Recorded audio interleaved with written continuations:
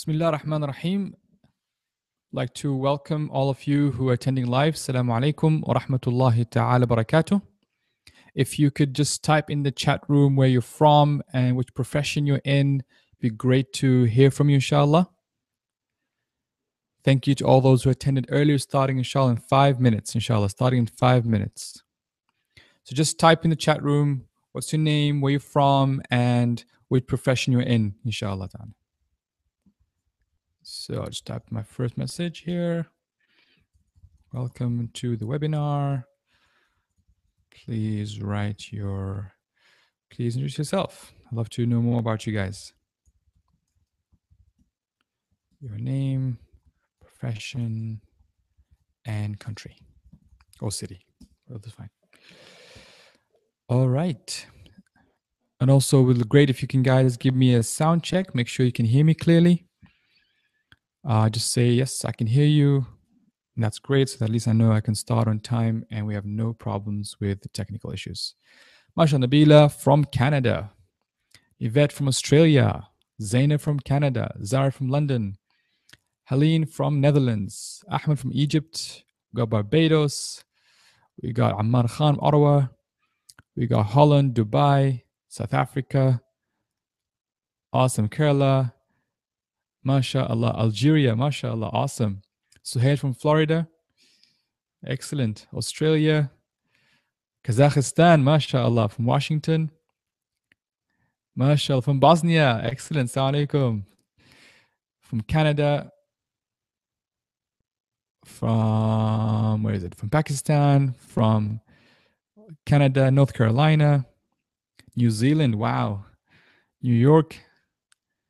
Awesome, guys. Germany. MashaAllah. Great. Thank you so much for those letting me know that you can hear me. It's great. I'm glad that we can working. All right. California, you're doing PhD. Great. Just tell me your profession. What do you guys do? Do you guys, I don't know, teachers, accountants, professions, PhD students? Love to know where you guys are doing it as well. All right. Naila from Chicago. Oh, iftar time, Manchester. MashaAllah. Brooke, third day of iftar. Awesome. Indonesia from Netherlands. Kansas, USA. All right. Maryland. MashaAllah. Okay, great. Some people can't hear me. If those of you cannot hear me, make sure that you have the audio jack connected. Make sure that the speaker is chosen from your output so they can hear me as well, inshallah. It seems most people can hear me, so that's great. All right, so we got lab technician, pharmacists, engineer, eye doctor, accountant, teacher, mashallah. Students, awesome. Health doctor, system administrator, works for the courts, masters in counseling, awesome. Business owner, got from Morocco, pharmacy, Senegal, mashallah. This is awesome. You guys are like a global Muslim community. It's awesome. All right, starting in 1 minute, guys. 1 minute, inshallah, starting. So just get ready, get your pen and paper. We're going to start very, very soon, inshallah. So I'm just going to switch over to the PowerPoint presentation. There we go. Move it there. All righty. We are about to start. Okay, Nigeria. We got legal, we got lawyers, we got engineers, Bay Area software engineers. MashaAllah. All right, grab pen and paper, guys. About to start. Inshallah. Ooh, got a disease surveillance specialist. That's awesome. All right. Sarah, Switzerland. Thank you. MashaAllah. South Africa. Thank you so much, guys. Really appreciate coming on time. This is awesome. This shows you guys are just super productive. So let us get started with the webinar. Okay. Okay, a quick issue here. Great. All right. Can you guys see the PowerPoint? Can you just let me know? Can you guys see the PowerPoint? Just say yes or no. Can you see the PowerPoint? Marshall got Imam joining us as well.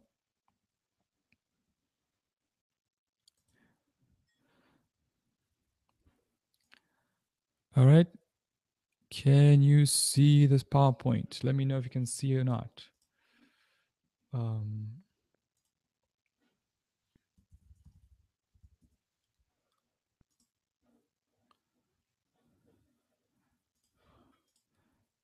All right. Can you see the PowerPoint, guys? Working? Awesome. Great. Let's get started right away then. Bismillah.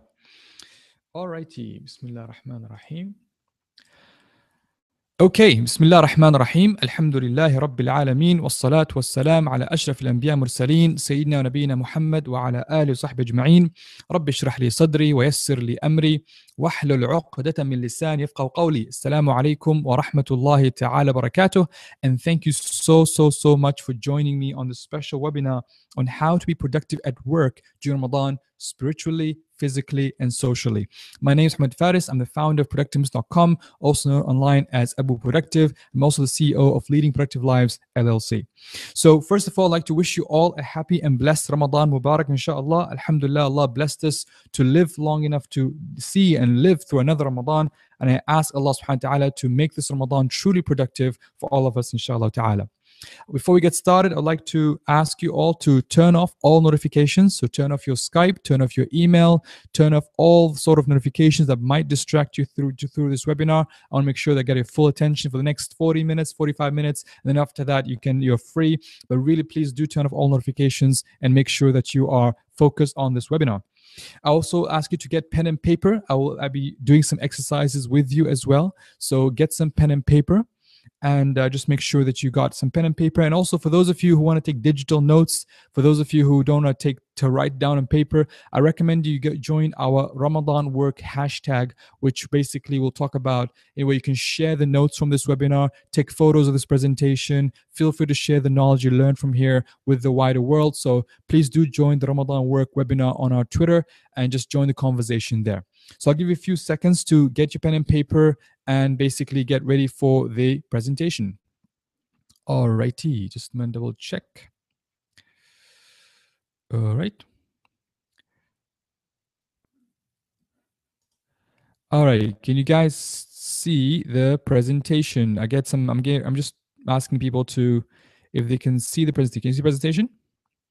Awesome. So a lot of you can't see. Now, there is an issue. If you're joining from I think some countries where YouTube is blocked, you might not be able to see this webinar. So if you're joining from a country where YouTube is blocked, you might not be able to see this webinar. But a lot of times you'll be able to see the webinar if if you're able to see it, inshallah. So I'll just share this one more time, the presentation, and here we go. All right. Here we go. So here we go, guys. Here's the presentation. Can you guys see it? Awesome. All right, let's get started. So yeah, so if you're joining from countries where YouTube is blocked, then you'll not be able to see this webinar, but you hopefully will upload this webinar to Vimeo so you can watch, inshallah ta'ala. All righty. Okay. All right, so back to the presentation. Bismillah. So as I mentioned before, so we're trying to today learn about how to be productive at work during Ramadan. And basically, there are three main things we'll cover today. Number one, we'll talk about rethinking the whole concept of work during Ramadan and how is work, why is it important to be productive at work during Ramadan, and try to some of the myths we have about work during Ramadan. Number two, we'll talk about how to build a productive work-life routine during Ramadan and what are the practical ways to do that. Number three, we'll share some cool tips, techniques, and tools to boost productivity at work during Ramadan. So let's start off by rethinking the concept of work during Ramadan. During Ramadan, normally we have a spectrum of workers. We have whom I call the career focused. These are the people who really, they are so focused on their career, they're so focused on their work, they really don't do anything special for Ramadan. They would not go out of their way to perhaps pray at night or to push themselves to read some Quran. They just focus on making sure that they continue and stay productive at work, and they don't want to disturb their careers or disturb their work with anything related with Ramadan. So they're very, very career focused. On the other extreme are people whom I call Ramadan focused. And these are people who really are just totally engrossed in the whole Ramadan spirit, and they really just focus on it full time. So they don't care about work. Some of them might take 30 days off. Some of them might, turn up to work and you'll see them reading Quran in office. They might not attend meetings. They have a tasbih in their hands all the time, and they're just totally Ramadan focused. They don't want to be distracted, and to the point where even they don't do their work properly and they use Ramadan as an excuse. And these are called Ramadan focused. Then there's whom I call the Ramadan survivors. So these are the people who try to balance in both sides. They try to be productive at work and they try to focus on the Ramadan, but because they didn't learn the skills, the techniques, some of the productivity techniques and ideas that we share with you, they really are struggling and they really are barely surviving Ramadan. So my first question to you today is, which of these three are you? Are you a career focused? Are you a survivor? Or are you a Ramadan focused? So what I want to do is I'm going to pop up a poll right now, and I'm going to ask you, which type of the workers are you? And you're just going to basically answer this question right now live. So which of the three types of workers are you? Are you Ramadan focused? Or are you, are you Ramadan focused, or are you survivor, or are you somebody who basically, just, are career focused? Okay, just a few more seconds.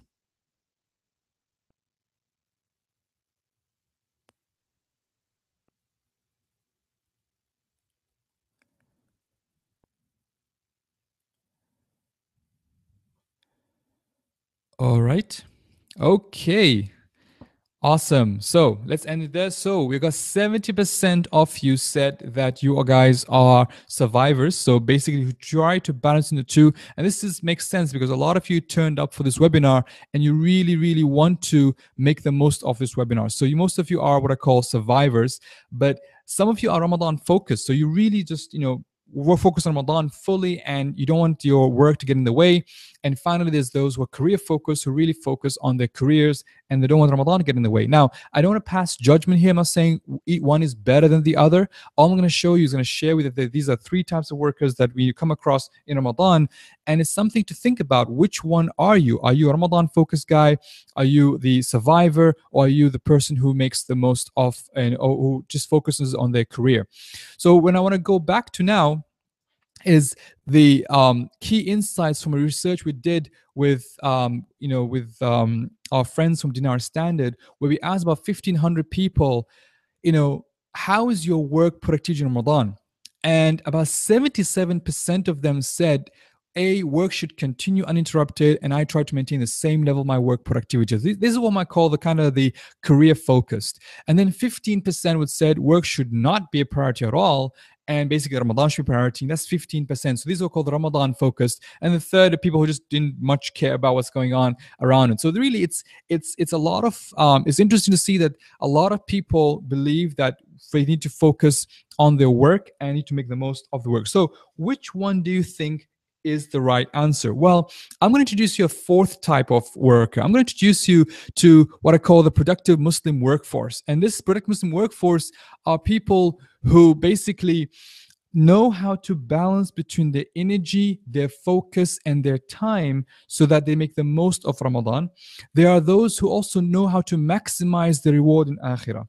They're balanced across their roles so that they can, they're productive fathers, they're productive mothers, they're productive employees, they're productive, workers. So they know how to balance across their roles. And finally, they get things done. So these are three qualities of the productive Muslim workforce. And one of my dreams is, inshallah, one day we have people who would come across and say, yep, I attended productive Muslim training, and it almost becomes a qualification to get great jobs somewhere. So productive Muslim workforce are people who know how to balance their energy, their focus, and their time towards maximizing the reward in Akhirah, while not forgetting from, Allah says, وَلَا تَنْسَ نَصِيبَكَ مِنَ الدُّنْيَا. They don't forget where they are in the dunya. Secondly, they're balanced across their roles, not just amazing employees, but they're also amazing fathers and mothers. They're also amazing, Muslims. They're also amazing neighbors. So they know how to balance across their roles. And finally, they're great executioners, meaning that they really get things done. They're people who really know how to get things done. So I want to start off by asking you, how do you look at work overall? If you think about it, a lot of us, when we look at work, we look at work either as two separate things. We think of, work as being one side of the equation, and then we have our spirituality as another side of the equation. So these are like two separate worlds that we need to focus on. We think like work is completely separate from our spirituality. Now, this is a big sort of unfortunate misunderstanding, because think about it. You spend in your lifetime around almost a third of your lifetime you spend at work. And if you de-link your work from your spirituality, almost a third of that, imagine a third of that you'll be questioned about on the day of judgment, but you'd really not have an answer for, because you just didn't think of it from a perspective of spirituality. You've created this Chinese wall between your work and your spirituality, and it's not helping you, live a holistic lifestyle where your work is part of your spirituality. We kind of borrowed, unfortunately, from the non-Muslim world that separated religion from the world, or separated in those days the church from the state. So basically, what you do in the masjid stays in the masjid, and what you do at work does not interfere with what you do in the masjid. And unfortunately, that is a complete misunderstanding, because the way Islam looks at things, the way Islam tells you to look at things, is that your work, your family, your whole life is entirely part of your spirituality. You're entirely part of your spirituality. So the whole concept that your work is not part of spirituality is a huge misunderstanding. So when you go to work, so for those of you who are career focused, or for those of you who are Ramadan focused, and you think that your work is a distraction from your spirituality, know that your work is part of your spirituality if you look at it from the Islamic point of view, and don't look at it from the point of view that it's a distraction and I don't want to achieve things. Now, for example, I want to share with you 3 reasons why work is part of our spirituality. And there's many, many more reasons, inshallah. The first reason is that work is a means to our sustenance, right? So it helps us fulfill our obligations and live a dignified life. If you think about it, every single prophet of Allah subhanahu wa ta'ala did some work. Dawood alayhi salam was an ironmonger. Idris alayhi salam was a tailor. Nuh alayhi salam was a carpenter. Prophet Muhammad sallallahu alayhi wasallam was a shepherd, became a trader. So every single prophet worked. If work was not part of our spirituality, Allah subhanahu wa ta'ala would not have asked his prophets to work. Even Dawood alayhi salam, imagine Dawood alayhi salam was a really, really rich prophet. He was a king of his people. He owned his people. He could have not done work. He could have sat down, done nothing. But Allah subhanahu wa ta'ala says in the Quran, "I'malu ala Dawud shukra." Work, O family of Dawood. So he really asked them to work, "I'malu ala Dawud shukra," and show gratitude through your work. So work is a means to our sustenance, to help us fulfill obligations and live a dignified life. So I really encourage you all to think about work. First of all, it's a means of sustenance, and just be like our prophets, role models, whom is our prophets, they worked. Also, we should be those who seek work and not avoid work with the excuse that, oh, it's Ramadan, so I shouldn't be working, I shouldn't be doing much work because it's Ramadan. No, work is a means to our sustenance. Work is part of our spirituality, and this is only one reason. Number 2, work is also a testing ground for our Islamic manners. Think about it. How many of you, we learn a lot of things in the masjid. For example, how not to backbite, how to be honest, how to interact with people. Where does this get tested? A lot of times gets tested at work. So when you go to work every single day, it's a testing ground for all those Islamic manners and ethics that you're learning in the masajid. So all the spirituality that you learn in the masjid, or that you contemplate on the masjid, or when you read the Quran, it gets tested, and you really see, are you really fulfilling what Allah subhanahu wa ta'ala is saying? Are you backbiting or not? Are you staying honest? Are you being truthful or not to your work? Are you being, are you working are you fulfilling the contract that's between you and the employer or not? So work is a testing ground for the Islamic manners and ethics that we learn. So really, it's something that we need to think about, that it's not about work. Again, is not something that is out of this world, out of our spirituality. It is part and parcel of spirituality, because we spend a lot of time there, and it's somewhere where Allah subhanahu wa ta'ala is testing us, whether we're applying the knowledge that we're learning every single day in our masajid and in reading the Quran and from our scholars. Thirdly, work is where we add value to humanity. Now, unfortunately, we know there are 3 types of jobs, right? There's something called a job. And a job is basically somebody who says, I go 9 to 5 and I just do my bit and I come home and that's it, right? I just do my 9 to 5 and I don't care what happens after that. Then there's people who call it career people who really look forward and how they can improve themselves every single day, how they can add more value, how they can move up in the scale, and really just be somebody who that they move up their careers. Basically, they have a vision of where they want to go with their careers. And finally, we have what we call the people who really follow their calling. And these are the people who really do the work that makes a difference to humanity. These are the doctors or the teachers or even the accountants and the lawyers who really understand that their work is adding value to humanity and they're there to serve their fellow human beings. That is where work becomes true worship, because you're not only worshiping Allah by seeking a halal sustenance, not only you're worshiping Allah by applying Islamic manners and ethics, but you're also worshiping Allah by serving His creation through your profession and helping those around you. So suddenly work becomes this dignified piece of work that's part of your spirituality. Again, it's not something that's outside your spirituality. So I have a question for you. Is your current work a job, a 9-to-5 thing? Or is it a career, something that you feel you're going to progress over time? Or is it really a calling? Is it really a calling? Ask yourself, is it a job? Is it a career? Is it really a calling? Let me hear some answers to the chat, guys. Just answer. Is it a calling? Is it a job? Or is it is it a job, a career, or a calling?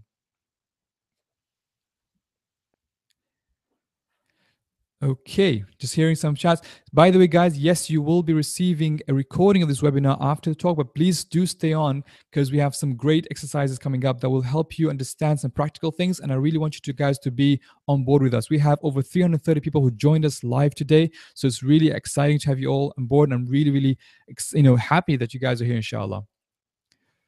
Okay.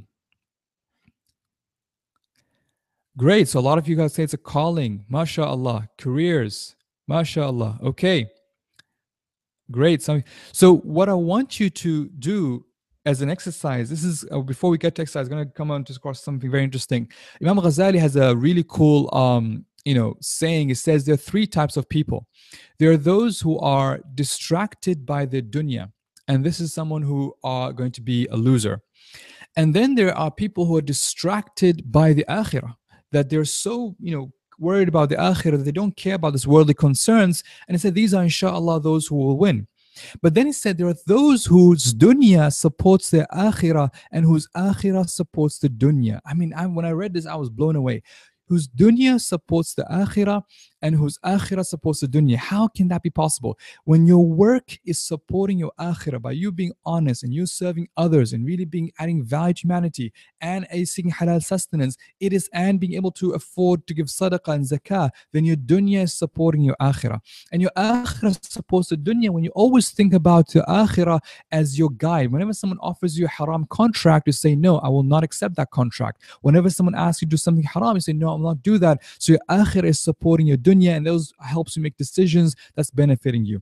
So really it's about distracting yourself, right? So there are 3 types of people. There are those who are distracted by the dunya, and there are those who are distracted by the akhirah, and there are those whose dunya supports the akhirah and the akhirah supports the dunya. And I hope that today's session is about helping you become those who are supported by the akhirah and whose dunya supports the akhirah and the akhirah supports the dunya. So now I'm going to have a quick writing exercise for you guys. I want you to answer 2 questions, please. The first answer, and this is you could do it in your own private, you don't have to share in the chat, is how is your work part of your spiritual development? Basically, how do you believe your work is part of your spiritual development, and how does Ramadan boost your work productivity? If you just answer this kind of work, how is your work part of your spiritual? How do you see your work improving your spirituality?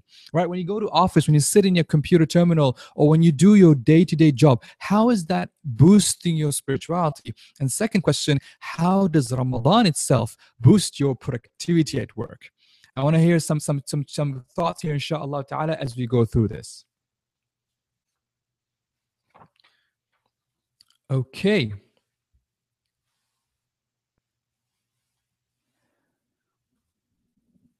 Great. So thank you so much. Some great thoughts coming in right now.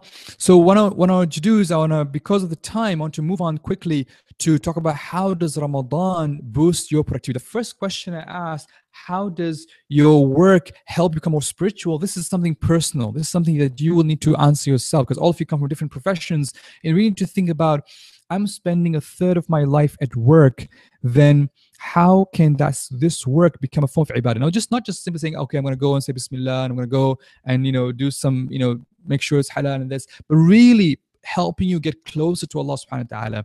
I was once talking to an investment banker and asked them, do you, mashallah, they're very practicing Muslim investment banker, he's working in the halal industries, and he was saying that, I asked him, do you pray istikhara before investing, the $100 million fund that you have, right? So he invests in halal Sharia compliant companies, and I asked him, do you sort of pray istikhara when that happens? And he really said, subhanallah, I never thought of that. I never prayed istikhara before investing people's money. So I said, subhanallah, why not bring your spirituality at work? Why not pray istikhara? In fact, you do all the due diligence. The most important due diligence you should do is to ask Allah subhanahu wa ta'ala. So this is where you bringing your spirituality and your work comes together. This is where I want you to really think about, how does my work help me get closer to Allah subhanahu wa ta'ala? Does it teach me about, about tawakkul? Does it teach me about trusting in Allah subhanahu wa ta'ala? Does it teach me about being more productive? Does it teach me about about how to have trust in Allah, to make sure I stick to the halal and not do the haram? How does your work improve your spirituality? This is very, very important to think about when you're bringing in your work and spirituality. The second question I asked was, how does Ramadan boost your work productivity? And for this one, basically three things. Number one, Ramadan is the month of barakah. And Ramadan is the month where you really get to experience the barakah of Ramadan and really the blessing of Ramadan. So when you think that your productivity should drop in Ramadan, in fact, I should be the opposite. You should say, you know what? Ramadan is the month of blessing and barakah. If there's a big project I have at work, I want to make sure I get it done in Ramadan. I want to make sure at least I was started in Ramadan. So use the barakah of Ramadan. Ramadan is a month full of barakah. There's blessings of Allah that is coming down. Use this month. You have the dua opportunity. You have the opportunity to just the barakah of people fasting, the barakah of the month, and the barakah of this month, which was where the Quran was revealed. Use this opportunity to also ask Allah to help you and to boost you at your work, so that you can seek the blessing of Allah subhanahu wa ta'ala. Barakah, by the way, the definition of barakah is the attachment of divine goodness to a thing.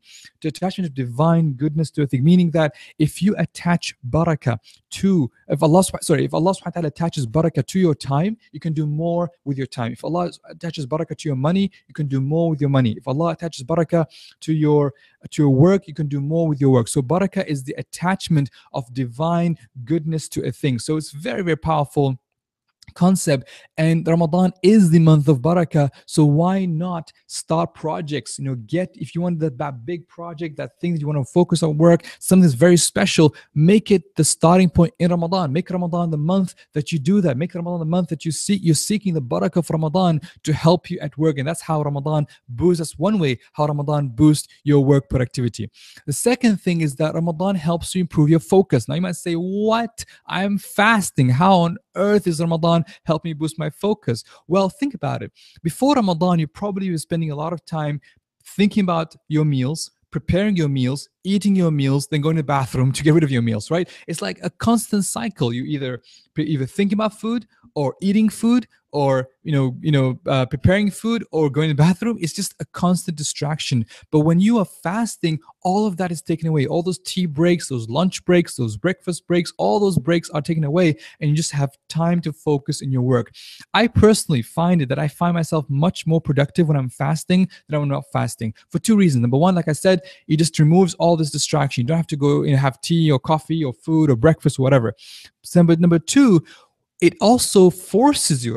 The fasting forces, because you have very limited energy, so it forces you to think about, what's the most important thing I should do today, right? Think about it. When you are not forced, when you think about your work, when you're fasting, you think, okay, I'm fasting, I'll be tired by Dhuhr or by Asr probably. I better get the most important work done today. So it forces you to focus. It forces you to get the most important work done. It's not about, because now this is where a lot of people make mistakes, because when people go into Ramadan and they do exactly the way they used to, work in outside Ramadan, they don't focus, they don't choose the important work for the day. We'll talk more about this later. Then that's when they struggle with being productive at work. But if they walk in Ramadan, say, SubhanAllah, I've got the barakah for Ramadan backing me up. I've got the full focus of, I've no distractions, no food related distractions at least. All I got to do now, I've got limited energy, so I need to make sure that whatever I focus on is really important. So it actually boosts your focus when you work during Ramadan. Now, third thing is that Ramadan boosts your discipline, right? So it really, really helps you to improve your discipline. Again, think about any employer. If you ask them what's the number one quality I love people to my employees to have, he would say two things. He would say honesty and discipline. And these two things are taught in Ramadan. Because when you're fasting, you got to be honest with yourself. No one is watching you fasting except Allah subhanahu wa ta'ala. You could, go in the bathroom and have a snack or drink some water. No one would know except Allah subhanahu wa ta'ala. So so that self accountability, that self, when you're looking at yourself and you worry that subhanallah, I might be, I'm holding myself. I'm withdrawing from the halal. I'm really holding myself from doing what's halal, just so that I can please Allah subhanahu wa ta'ala. So that is discipline. What is discipline? Discipline is about, stopping yourself from doing something that, perhaps is bad for you, but in the long run, it's good for you. And that takes discipline. That takes willpower. And the willpower is a muscle. And you have 30 days of training in that muscle. So if you are a Muslim employee, and you think about the fasting, you need to really think about how to rebrand Ramadan, and not only in your mind but also in those around you. When you tell your employees, Ramadan is not the month of laziness. Ramadan is not when I lose focus. Ramadan is not when I'm just so late every single day. Ramadan is the month that it's a blessed month, and I'm going to start this amazing project at work or do something amazing at work because I know that there's a barakah Ramadan. I want to make sure I tap into the barakah. Ramadan is the month I'm not distracted by all this lunch breaks, tea breaks, bathroom breaks, because I'm just totally sort of focused in my fasting has helped me stay focused and not distracted. And also because I know I have limited energy, I'll only focus on things that are important. And thirdly, Ramadan is the time when I will develop my discipline, right? Because I will now become a more disciplined person, because I will stop myself from doing things that I normally do just for the sake of Allah subhanahu wa ta'ala. And I'll be also honest with myself. I will not, I cannot cheat because Allah is watching me. I don't care if my boss is watching me or not. I care what Allah is watching me. So we need to rebrand Ramadan in our minds. Really, we need to rebrand our minds in our mind. We need to stop thinking about Ramadan as a time when work does not get done, or everyone is late, or everyone is sleepy, or everyone, Muslims are unfortunate. And really, I heard this from non-Muslims as well, where they really think of Ramadan as, you don't get work done in the Muslim world in Ramadan. And it's very sad. It's very unfortunate. It's very annoying as well, for me and for people who are really want to be productive in Ramadan, because Ramadan is the month of being productive. It's not, and not just, and if we think about our work, as part of our spirituality, then there's no contradiction. Doesn't mean that because we are productive at work, it means that we're not making the most of Ramadan. In fact, it shows that we are making the most of Ramadan. And if we have the right intention, if we tap into the barakah, if we see it as a way, a means to develop discipline and controlling ourselves. So really, I really, really recommend you guys to think about how Ramadan boosts your productivity and to rebrand Ramadan. I want you to, when people talk about, work does not get done or things don't get done in Ramadan, just say, no, actually, Ramadan is the month where I'm most productive. So I'm going to share with you guys we're going to have a quick break. I'm going to ask you to do a quick stretches. In the meantime, just like last time, I'm going to basically play a cartoon. So here's a quick cartoon for you guys. Enjoy it, inshallah.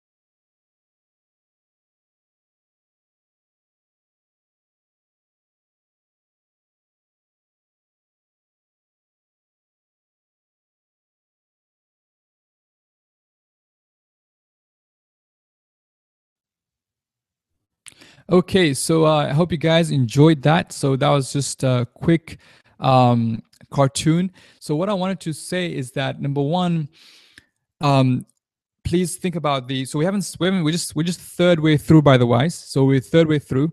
So the first section so far, we spoke about spirituality in Ramadan. We spoke about the importance of being productive. Think about your work as part of your spirituality. We spoke about those whose dunya is supposed to akhirah and whose akhirah is supposed to dunya. They really know how to bring both sides together.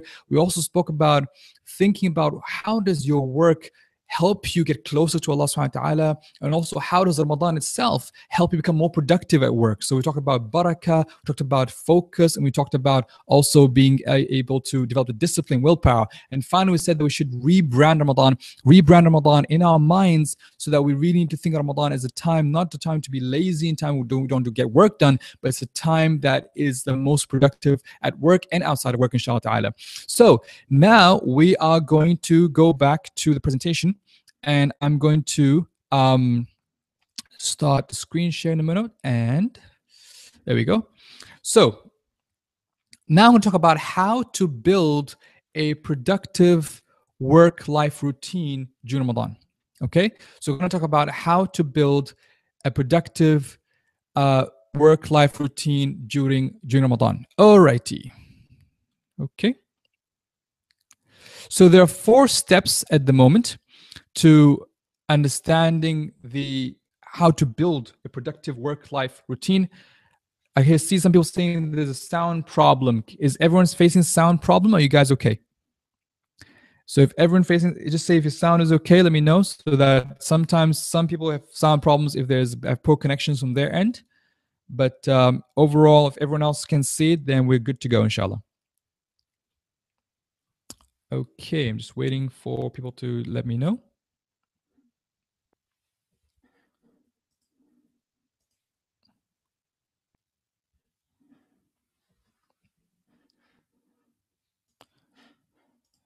Okay, great. So some people saying sound is clear. Great, awesome, alhamdulillah, awesome. So yeah, if you cannot hear, then probably the connection is poor at your end, or as I mentioned before, if you're in a country that YouTube is blocked, sometimes you cannot see the video or the audio very well. So, but don't worry, we will be uploading a recording of this on Vimeo and YouTube, so everyone can watch it, inshallah ta'ala. Alrighty, so with that in mind, let's go back to the screencast. All right, so as I said, there's 4 steps to building a productive work-life routine during Ramadan. The first step is understanding the different roles that you are in, understanding the different roles that you can, that you're playing in your life. Number 2 is setting your goals. And number 3 is building a routine. And number 4 is reviewing that routine daily. Okay, so there are 4 steps. There is understanding your roles, setting your goals, building a routine, and reviewing daily, inshallah ta'ala. So let's do the first one, understanding your roles. Now here's an exercise for you. I want you to draw this paragraph. So I want you to draw your 2 axes, the y-axis and the x-axis, and put in the roles here. What roles do you play in your life? For example, are you a father or a mother? Are you a son or daughter? Are you a sibling to a brother or sister? Are you an employee? Are you of course, you're Muslim. If you have, do you have other roles do you play? Are you a neighbor, community manager, team member? What are the different roles that you have in your life? Secondly, what is the performance? Now, here's an interesting question. What is the performance level? What is the performance level? And at each of these roles, how do you think you're doing as a father or mother? How do you think you're doing as a son or daughter? How do you think you're doing as a brother or sister? How do you think you're doing as an employee? Just think from 0 to 100% how you think you're doing. For example, here's an example for you. So here's just a random example of somebody who says, okay, I think I'm 80% a father, maybe 30% a son, maybe 90% a brother, 60% employee. What are the roles that you play as part of your life, and how well are you performing in these roles? Okay, so think about the different. I want you to draw this chart right now on a piece of paper and say to yourself, okay, given all the roles I'm in, how well am I doing? How well am I doing? Am I 100% performance or 10% performance?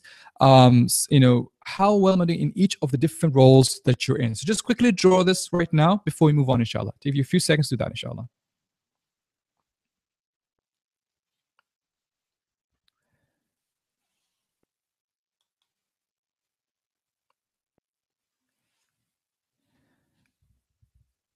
Okay. So, as I mentioned before, how well are you doing as an employee? And how well are you doing in the different roles of your life?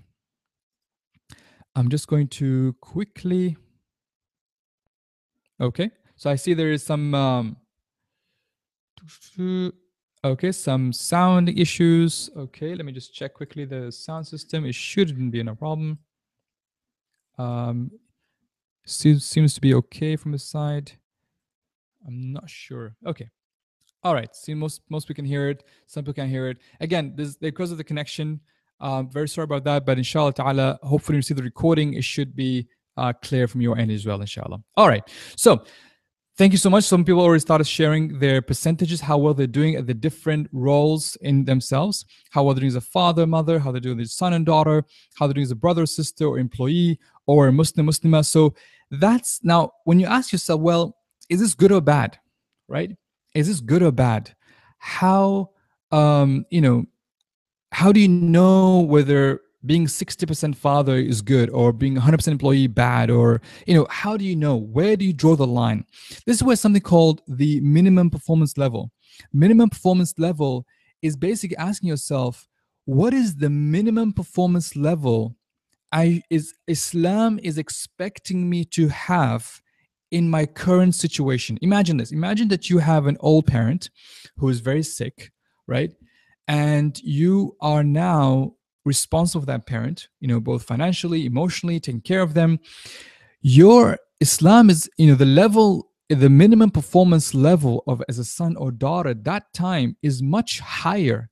Islam is requiring you to give more of yourself to them than, for example, let's say your parents are healthy and they're living well and things are fine, and you're keeping good relationship, but you don't have to be there all the time, for example, right? So there is because of your situation, Islam requires you to have a certain performance level. So for example, let's say being a father or mother for a baby, for example, the performance level required there is very high compared to being a father or mother, let's say, of a person who's grown up and got married and now, mashallah, has his own job and things are doing well for him.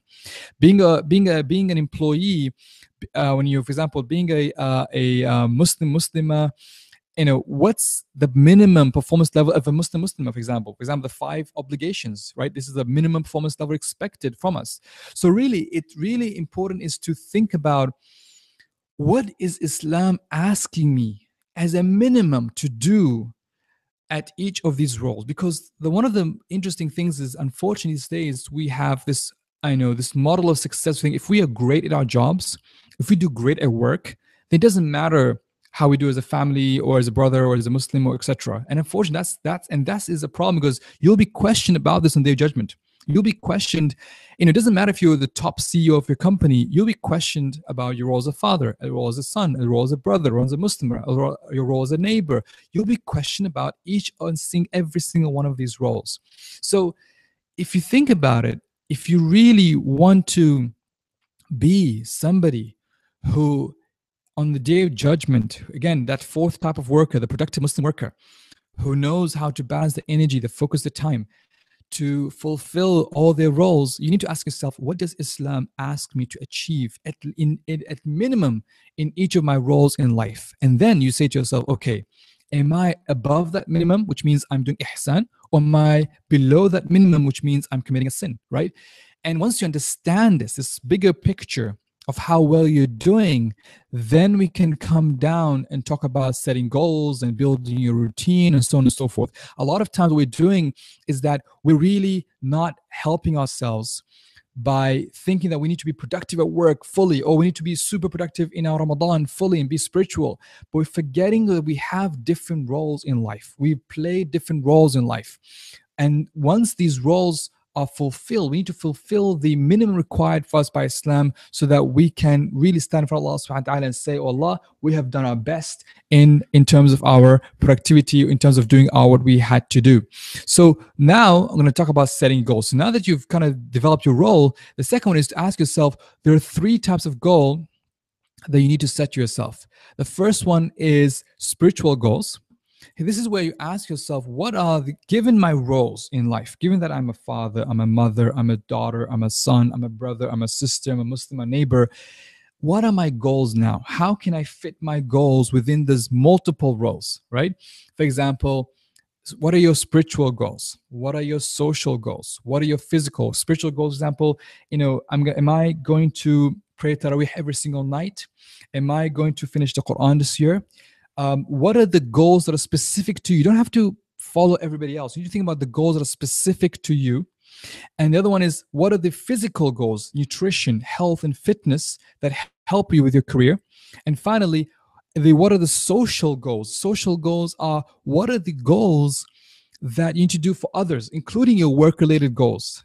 So you ask yourself, so you have, again, going back, you have the roles you play as a person.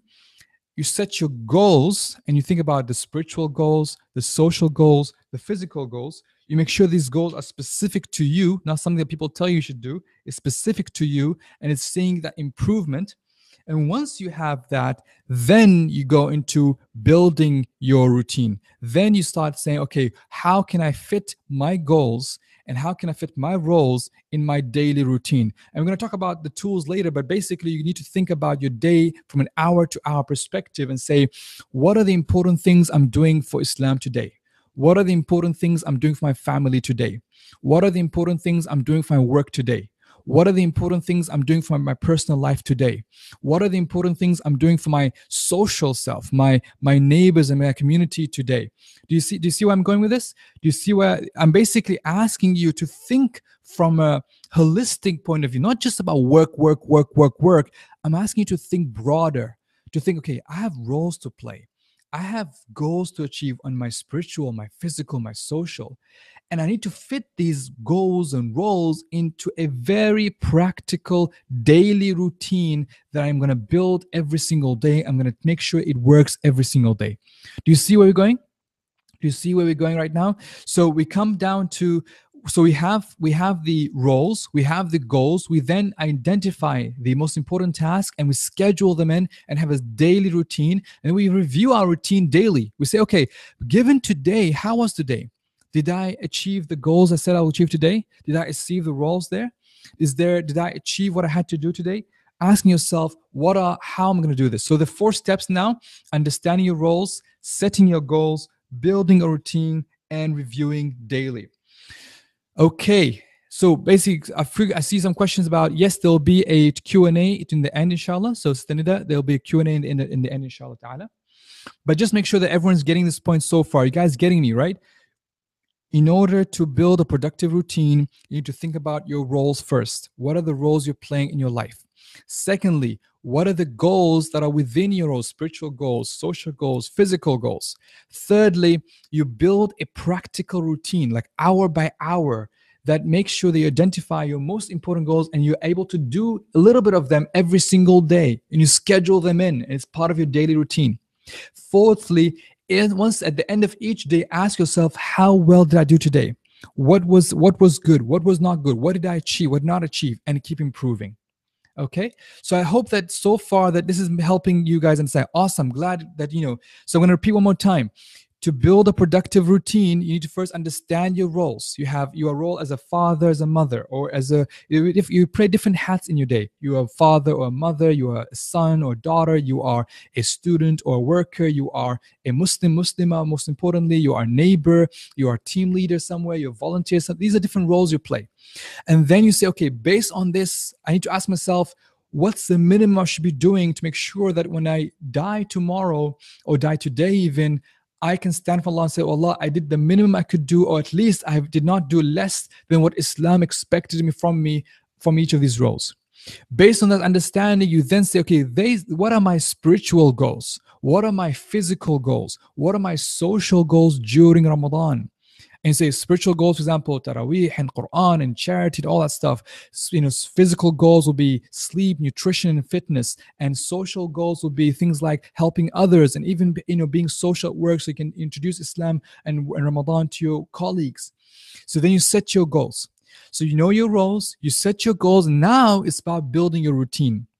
Now it's about saying, okay, hour by hour, from 6 a.m. to 7 a.m., what will I do? From 7 a.m. to 8 a.m., what will I do? From 8 a.m. to 9 a.m., what will I do? From 9 a.m. to 10 a.m., what will I do? And you do it hour by hour until you have a full day, right? Balancing between your spiritual, your physical, and your social needs and goals. And then you live that day. And at the end of the day, you ask yourself, okay, how well did I do? Did I do well? Did I, find it, was it helpful? Was it a good day? Did I have a productive day today or not? If it wasn't if it was a good day, awesome. Repeat the same thing tomorrow. If it was a bad day, then start again from scratch and start to rethink about your routine. So you're balancing between the different roles, balancing different roles and sticking to your goals. I hope I didn't confuse you guys. I really want to think about these things from this perspective, because a lot of people, they think, oh, as long as my work schedule is fine, I will make the most of it. But I really want you guys to think about how to think about your roles, set your goals, build a routine, and review daily. Okay, we're almost 2/3 on the towards this webinar, so I wanted you to hopefully stick around as well and to ask your questions towards the end, inshallah ta'ala. Now we're going to move on to some really cool tips, techniques, and tools to boost your work productivity in Ramadan. Okay, but I feel like you guys need a break, so I'm going to give you a very good break. Basically, watch some cartoons. Just a quick cartoon, and here we go. Alrighty, there we go.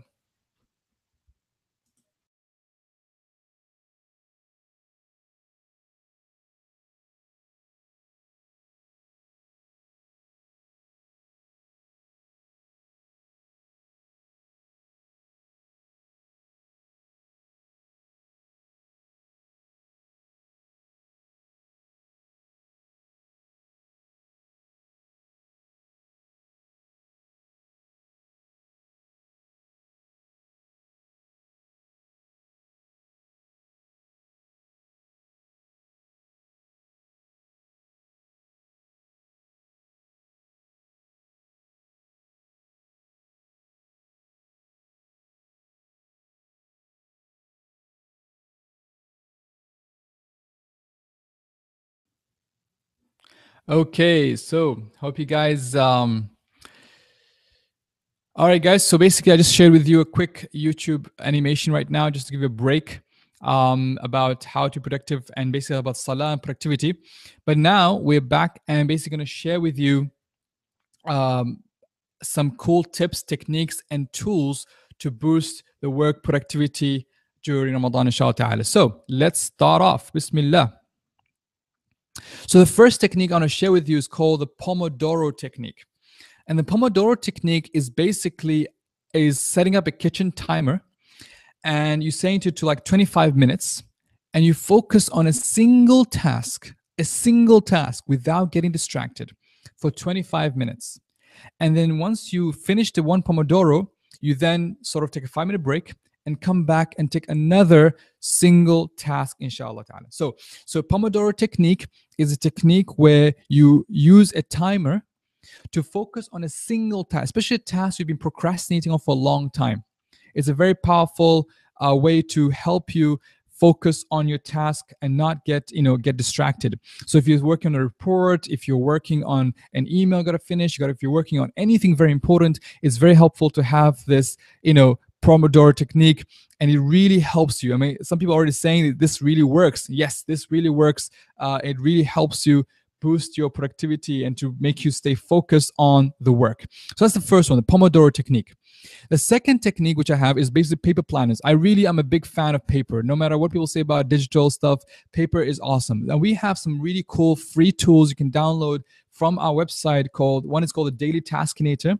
And this Daily Taskinator, you see there's 4 sections. One called Islam, one called family, one called work, and one called personal development. And that is, you write your most important tasks for the day under each of these categories. Again, think about your roles, just like I mentioned earlier, roles and your goals. And you put in the most important task for you, and then you put in the hours of the day in these boxes here, and then you start writing your whole schedule in this in this column here. You write your whole schedule hour by hour. So this really help you, really helps you to make the most of your day and make the most of your schedule so you don't lose your work. So this is one of the tools we have called the Taskinator. Now, this is one called the Taskinator. The other one is called the Daily Ramadan Planner. And this is similar to Taskinator, but the only difference that it is linked towards your Salah time. And the idea we have is that you need to plan your life around Salah. So what are the important tasks you'll do after Fajr prayer? What are the important tasks you'll do before and after Dhuhr prayer? What are the important tasks you'll do before and after Asr prayer? So these are two ways of organizing yourself. Either you can organize yourself around your Salah time, or you can organize yourself around your your important roles and important goals in your life. So these are two of these paper planners, which you can download for free. There's the link here at the bottom. Again, you can just go to productivity.com and go to worksheets, and it's for free. You can download them, and inshallah, it'd be awesome to help you basically lead a more productive lifestyle during your day. All right, the third tool is what I call the task order up. Now, imagine, have you guys been to restaurants basically, and you see the waiter will write down your order, and then he'll give it to the chef, and the chef will sort of line up all these orders next to each other. It's the same thing, but you do it for your work basically. So you print these slips, right? And you sort of write down the task, the description of the task. You write down how many hours it will take or when is it due, and write down the simple steps you need to make it happen. And then you could write down how many hours it took you. And then you can sort of either place it, put it on top somewhere next to you, or you can just attach it to your work. So I love this tool because it's very visual. You can actually see how much work you got to do. You can see all the different slips you have, how many sort of orders that you have to get done, almost like a chef who sees how many food he has to prepare. It gives you one great way to see how things get done. And again, this is for free. You can download it from the David C website called the Task Order Up, and it's awesome. I really enjoy using this. It's a really cool tool that helps you to keep track of the work that you're doing and not get basically distracted, because you can see each task as it comes in. Even it's a great way to tell your boss, whoa, slow down, we've got like 25 tasks pending, because it really gives a visual image of that task. Okay, so the link is available here. It's in David C. I hope you can see the link. It's called David C at the bottom here. And this is the link for the Task Order Up. It's awesome tool. It's for free. You can download, print it, and you can cut it out, and then have a stack of them next to you on your desk. Every time your boss calls you, every time you got a phone number, you get a phone, every time you get an email, just write down the task, write down its due, and write down the steps, and then attach it to that whatever document you wanted, and have it next to you so you can know exactly when you can do it. So you can see the link here, the David C link next to you here. Okay, I'm going to do something here. I'm going to actually share this link with everybody on the chat so that you guys have access to it. There we go. I just share with you guys here, so you guys can link straight away to the link. Okay, the fourth one is basically using the technique of delegating or outsourcing to get work done. Now, a lot of us sometimes when we think about the work we do, really asking yourself, are you the only person who should be doing this work? There's someone out there who can do this work and happily do it either for free or for paid amount. And you got to really, balance between, should I be the only person doing this, or should I delegate this to other people? Maybe people you supervise, maybe people whom you manage. A lot of times we get stressed and work during Ramadan, after Ramadan, because we try to do a lot of things ourselves and we do not delegate it. So think about who to delegate it to. For example, your colleagues, right? Think about delegating to your work to your colleagues or to people who work with you, and really think about how to distribute the work. So you're not just taking the work, yes, I'll do everything, and then collapsing because of the pressure and the stress, but really think about delegating, strategically. Think about delegating work that is basically other people can do better than you perhaps, but work that you should not be doing because someone else can do it, and someone else can happily do it because that's part of their job description. Sometimes you see someone like CEOs doing work that they should not be doing because they cannot delegate. So make sure you do delegate. Make sure that you do talk to your colleagues or managers how to divide the work among people so that you don't get overwhelmed. The second way to delegate is your personal network. Again, think about, maybe there's someone in your network whom you can tap into who can help you with your work, who can, they can delegate, or you can pay them even a subcontract to get the work done. This is all part of, working productive. The productive people, they know what they should focus on, and they know what they should not focus on and should ask others to do for them. So think about this power of delegating, this power of, of personal networks. Are all very powerful ways of ways to lead more productive lifestyle, because you're focused on things that you're good at, and you're asking others to do the work that they're also good at. So that's how you divide it. But if you try to do everything yourself, you get overwhelmed and you're not productive at work. Finally, you can think about virtual assistants. Think about all the online tools is like Zirtual, Elance, Upwork, and then many websites that really you can outsource your work to, basically. Again, if people paid $5, $10 an hour, $15 an hour, but they get work done. Let's say formatting a document. Let's say you finish a report and you want to submit to your boss, but it needs a lot of formatting. You can ask any of these guys to do it, and they happily do it for you, and they get paid for it. So they get paid. You're happy because you saved your time, and you get it to someone else too, and you get your work done on time. So think about tapping into virtual assistants as a way to basically boost your productivity, and as a way to make sure that you focus on the really important stuff that only you can do, and delegating the rest. I hope this point is sort of made clearer to people, and people can find it interesting, inshallah, because really delegation is a very powerful way to lead more productive lifestyle. Finally, I would highly recommend this app called the Ramadan Legacy app. Is a great app to help keep track of your tools and your techniques, of your goals, and to lead a more productive lifestyle during Ramadan. It's one of the apps that friends from Scotland actually produced this, and mashallah, they did a great job. So I highly recommend the Ramadan app, the Ramadan Legacy app, as a way for you to keep track of your goals, build your productive routine, and make sure that you're balancing between your spirituality, between your physical well-being, and between your social activities and your work-related activities. It's a very powerful tool. I highly recommend the Ramadan Legacy app for everybody who is in this webinar.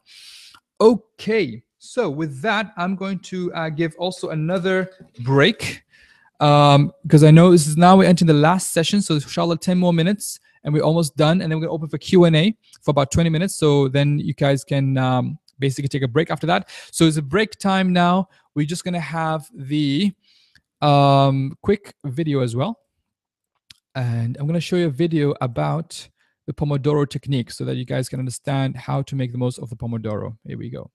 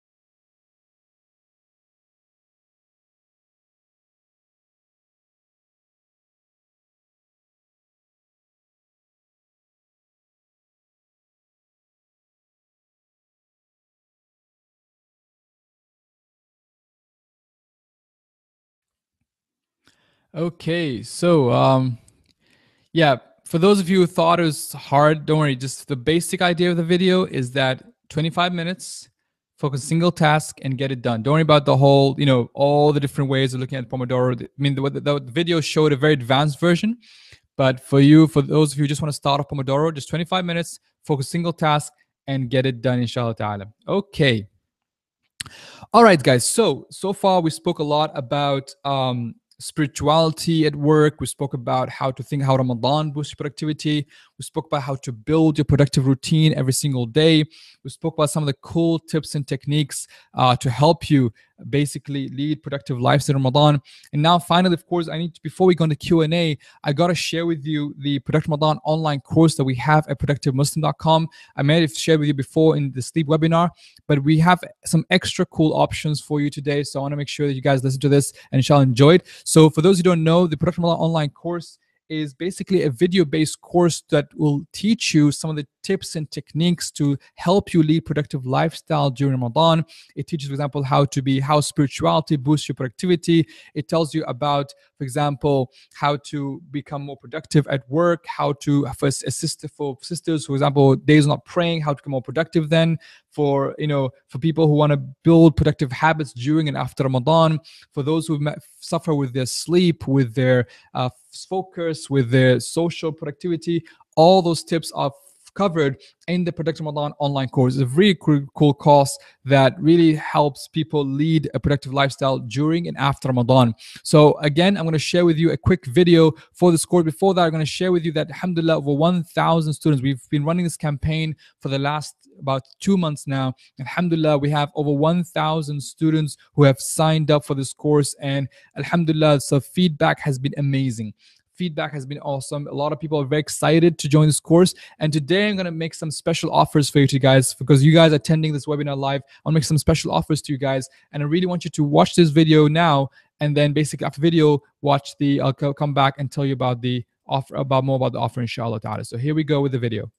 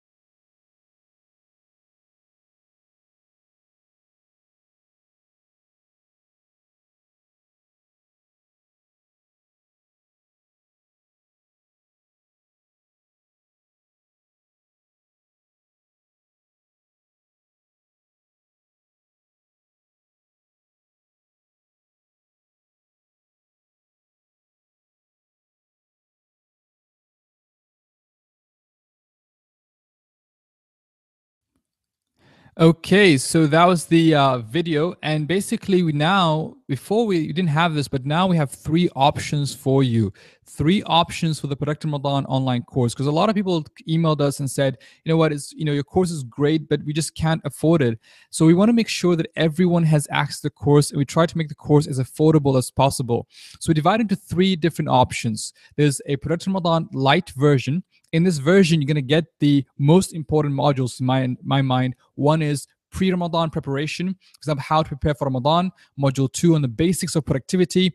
Module 3 on spiritual productivity. Module 4 on physical productivity. And Module 5 on social productivity. I mean, this module covers things about how to manage your sleep, nutrition, and fitness, how spirituality boosts your productivity, and other basics of productivity. This is called the light version. Then we have the advanced version. These are people who are serious about taking this course to the next level. And for these people, basically, they will have all the light modules plus 4 more modules, one on productive thinking, one on sisters special for those sisters who have, how to be productive when days are not praying, or sisters who are breastfeeding or have pregnant, how to be more productive. Module 7, productivity at work, and module 8, productive Muslim habits, how to develop the habits during and after Ramadan. In addition to this, you can ask your questions inside the course area, and I'll be there personally to answer your questions, and other instructors as well. We have bonus interviews with some very special guests, for example, Abdul Nasser Jangda with Hussein Abdullah. Even though our famous interview with Aman Ali Khan is now, although it's also available for public as well, but also it's inside the course. We also have summary doodles and infographics. So every single module has a summary inside of it. So you guys can go in and basically if you go through a course, you're not sure what you learned, you can download our doodles, which are very, very awesome summaries of every single module. And finally, there is the worksheets, and the worksheet is where we just ask you, we basically question, have you implemented what we spoke about? So we give you a very practical way to keep track of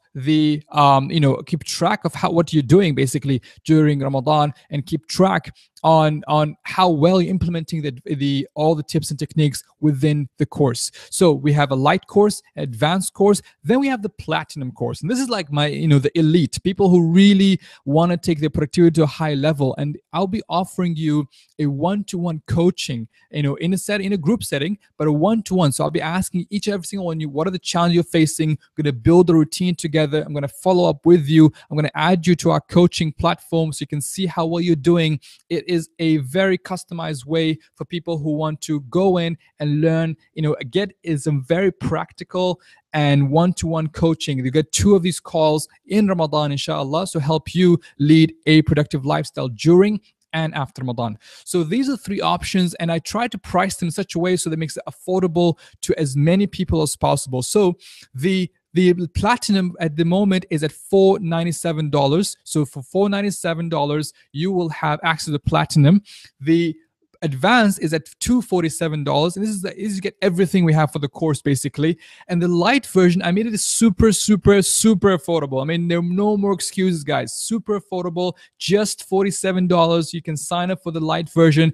And the amazing thing, all of these 3 options come with lifetime access guarantee. That means whenever we update the content, if you don't finish the course this Ramadan, you can come back and anytime in the year and go into the course. There's no one will be kicked out of the course. I'm not going to ask you to pay for more to upgrade yourself. It has lifetime access guarantee. So you have $47, we have the advanced version, and we have the platinum version. All these 3 options are available on the productiveramadan.com online course. If you see there's an offer that popped up right now, you basically see, there's an offer that says you can sign up here right now on your right-hand side. Just sign up today. Just click on that and see the options you have and ask yourself which one is best for you. I don't want to hear any more excuses, guys.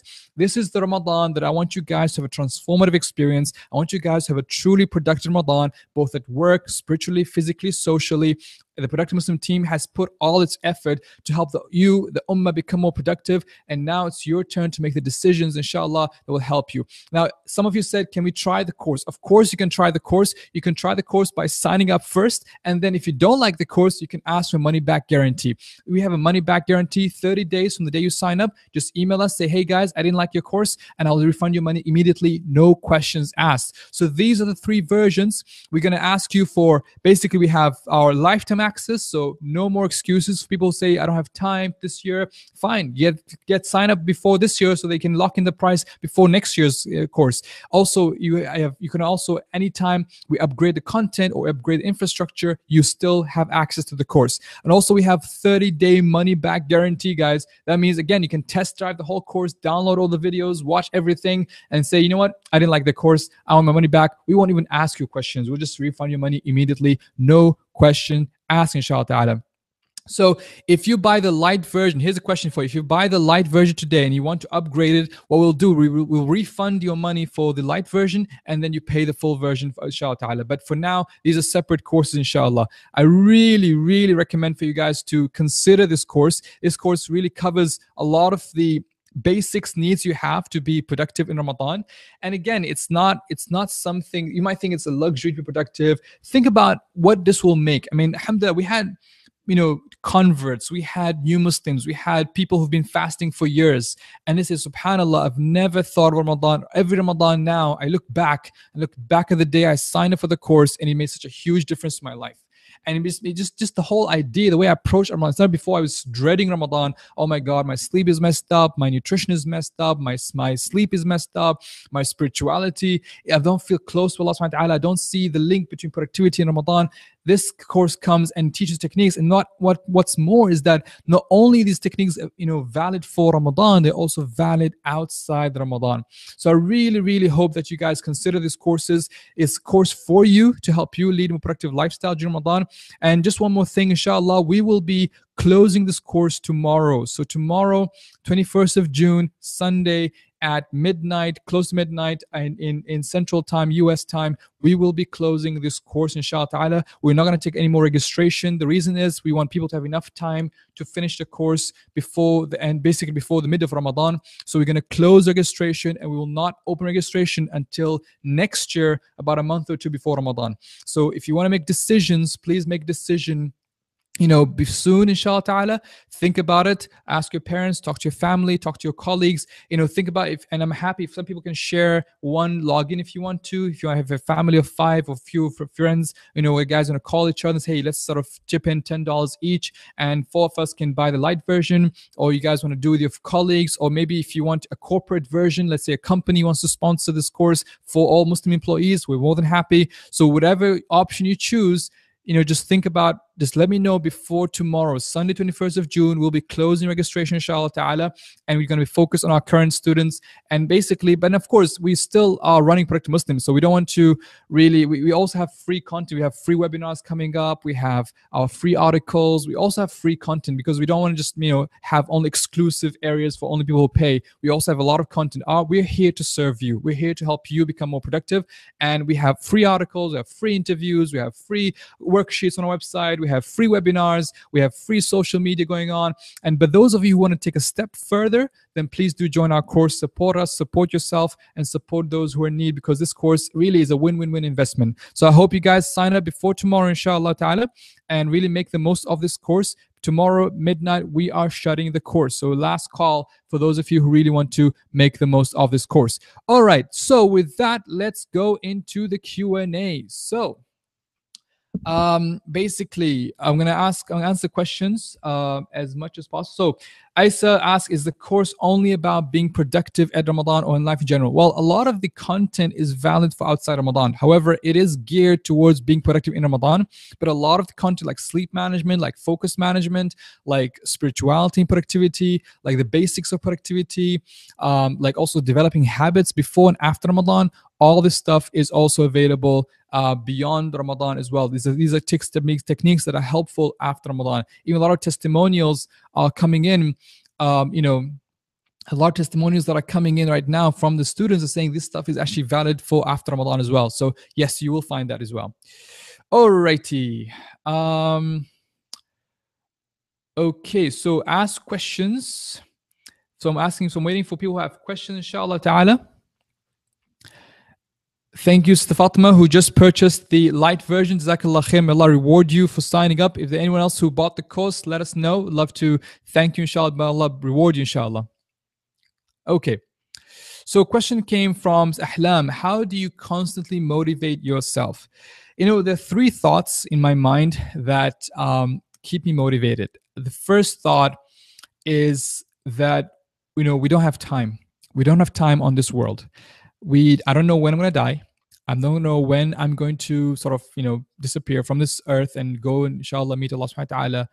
So that thought really keeps me awake sometimes, and really makes me feel that I need to be motivated to do things. That's number one. The urgency of that there's not enough time, and that any moment in time I could die basically. And Allah subhanahu wa ta'ala says in the Quran, وَالْعَصْرِ إِنَّ الْإِنسَانَ لَفِي خُسْرٍ إِلَّا الَّذِينَ آمَنُوا وَعَمِلُوا الصَّالِحَاتِ وَتَوَاصَوْا بِالْحَقِّ وَتَوَاصَوْا بِالصَّبْرِ. So that the fact that human beings are in loss. Every day you are in loss unless those who believe and do righteously. So that's how we keep motivated, just by thinking about the urgency and how time is very little. The second thing that keeps motivated is to think about, Allah subhanahu wa ta'ala has given, each one of us a lot of gifts and blessings, and the least we should do is thank him, and the least we should do is to get up and do things to thank him. So whenever we feel lazy, we should feel ashamed of ourselves and say, what, is this what I've been created for? Is this what I've been made for? Should I be doing something higher? Is there a better way for me to serve and thank Allah subhanahu wa ta'ala? So this helps to also keep me motivated. And finally, so first is urgency and knowing that death is near. Secondly, recognizing Allah's blessing upon us and wanting to do more to thank him. And finally, inshallah ta'ala, is basically looking at those around you and saying there's so much you can do to serve others. There's so much you can do. You could write, you could talk, you could do social activities, you can give charity. There's so much you can do to help others. So these are all three things that help to keep you constantly motivated. So I really hope you start thinking about, if you lose motivation, ask yourself, do I really worry about the urgency, right? The fact that I might not be here very soon. Am I really being thankful to Allah subhanahu wa ta'ala? And am I really serving others? And inshallah, these three would help you motivate yourself, inshallah ta'ala. All right, so some ask you, is this webinar part of the full course? No, it's not, but you get this webinar is free. It's available on YouTube. It will be available on YouTube as well. So it's accessible to everybody who wants this webinar, inshallah. So so this webinar is for free, so not only for those who sign up for the course, inshallah ta'ala. Okay. All right, so Faiza is asking about what advice you have for someone who has illness that affects their productivity. We have a very awesome series on our website called Productive Patients, How to be a Productive Patient. And in that series, we cover a lot of interesting points about this whole idea of if you're ill, if you're not feeling well, and it's affecting your productivity, how to do that. For example, like dua, things like helping others realize the benefit they're going for, health benefits, and there's so many things. Actually, I did not write the article. We had a special writer write the article who was actually going through illness. So I really recommend you go to our website, productiveness.com, and just type in productive patient, and you'll find the article that really explains how to be a productive patient if you're going through illness and which is affecting your productivity. Okay. All questions related to sleep, you have a free sleep webinar. So also Zainab, thank you so much, Zainab, for signing up for the light version. But Zainab, if you talk about sleep problems, we've did a whole like hour and a half webinar which you have on our YouTube channel. So I recommend you to check out the webinar. Okay, another question from Suryan, who says, how to remove distractions that come from our own mental block at work? Okay, very good point. So sometimes when you're at work, you're working, but just you just sort of, things fly into you. What I recommend you do is to have a pen and paper next to you, and every single time that you want to, a thought comes to your mind that's distracting you, just write it down. Write it down. So every single time you have a thought that comes to your mind and it's distracting you, just write it down. Writing it down will really help you make the most of this, to remove this mental distraction and help you focus. Another thing, of course, which is very powerful is salah. Sometimes when I feel myself, a lot of thoughts come to my mind and I just cannot focus, I just get up, I go and make wudu, and I pray 2 rak'ah, and it really helps calm me down, and it really helps someone like reset my mindset. This way, it really removes the distraction from ourselves, inshallah ta'ala. Okay, so another question. All right, question about food and nutrition. That's covered in the course because I'm not a nutrition expert. We have a nutrition expert who covers in the course about, but also you can check out our very cool article that came out with Product Muslim on 30 days of fitness of meal, 30 days meal planner and 30 days fitness planner by Sister Zara, who wrote an amazing article on our website. So again, recommend you to visit that, inshallah. You'll benefit a lot from it, and has about the, okay. All right, what are the questions we have? All right, Zakla Wasif for signing up for the light version. May Allah reward you, bless you, inshallah, and I hope you benefit a lot from the course. Really appreciate it, inshallah. Okay, great question. All right. I'm looking at all the questions. Again, I'm looking for questions related to work. All right, so Hafsa is asking about what would you recommend for feeling fed up with the repeated work routine? That's a great question. So what I recommend you do is talk to your manager and boss about it. Say, hey, I'm finding it very frustrated, because normally that's a good signal to tell your boss, because normally they say, okay, this person is more challenged. Sometimes they're not aware that you are bored or that you are fed up with the work. So it's a good way to have a discussion, a one-to-one discussion with your manager and boss about it, and say, I'm getting kind of boring. One thing is, if you don't have a choice or you cannot move up quickly, or promotions are end of the year and you really are fed up at work, what I recommend is that task order up menu. Remember that like menu of the chef. Use that. I use it as like a game for me. Like even when I used to work in a very boring job, and basically whenever I used to take these tasks order, I made like a game. How many can I knock out today? And became like almost like a game to me, and that helped me keep me motivated as well. So use between gamifying your work, make it more interesting. Make it more competitive to yourself or to others. How many requests can I fill up today? Stuff like that. Or of course, and that's probably more makes sense, to talk to your boss about it, or to basically look for other opportunities that would challenge you, because you don't want to stay too long in a place that's just boring and mundane, because that just kills your productivity in the long run. Think about, again, that spirituality in work, and how can your work get you close to Allah subhanahu wa ta'ala.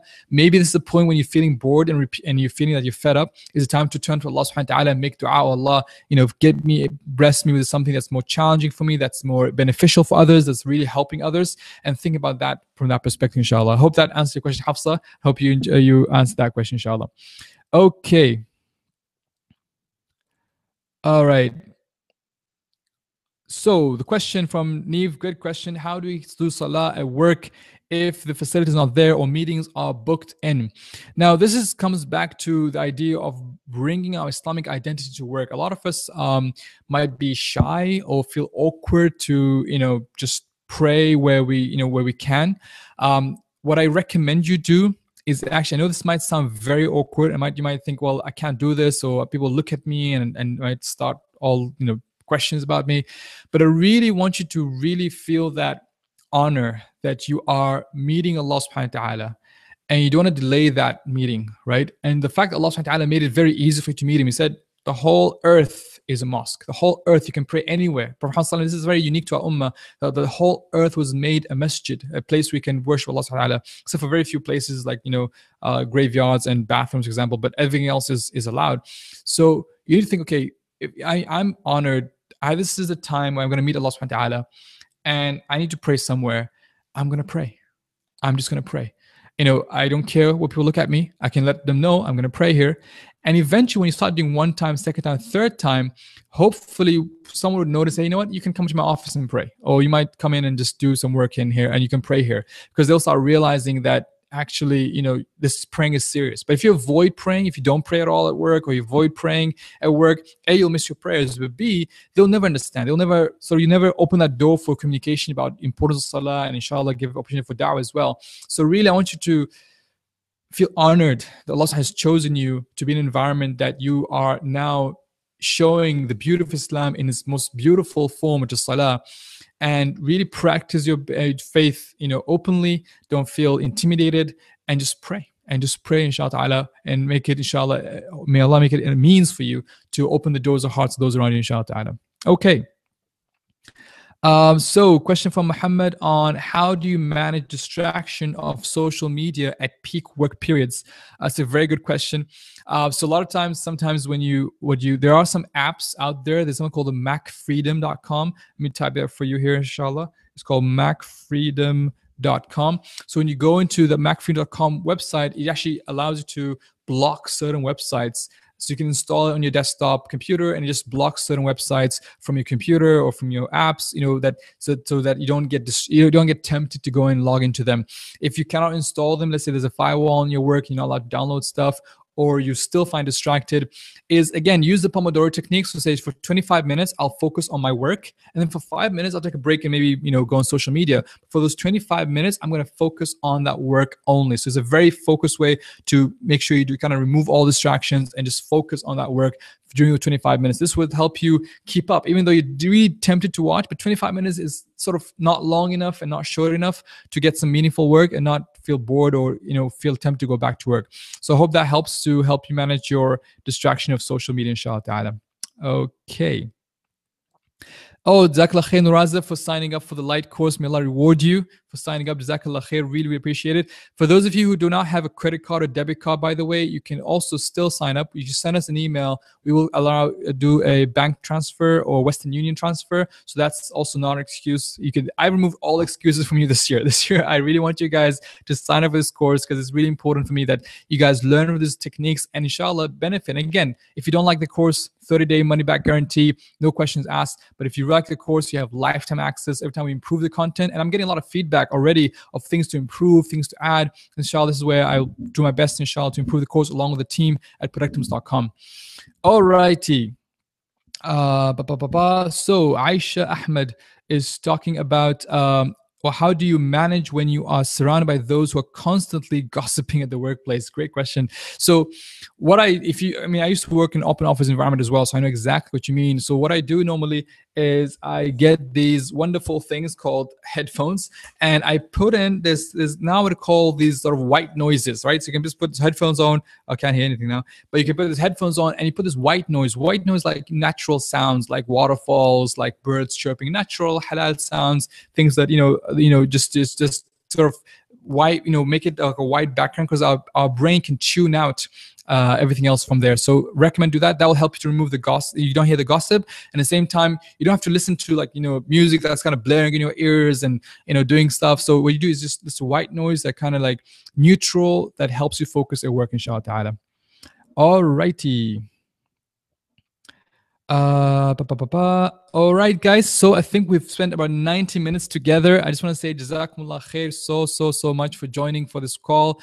I really hope that you enjoyed this webinar. I really hope that you found it beneficial. I hope that answered your questions about how to be productive at work during Ramadan.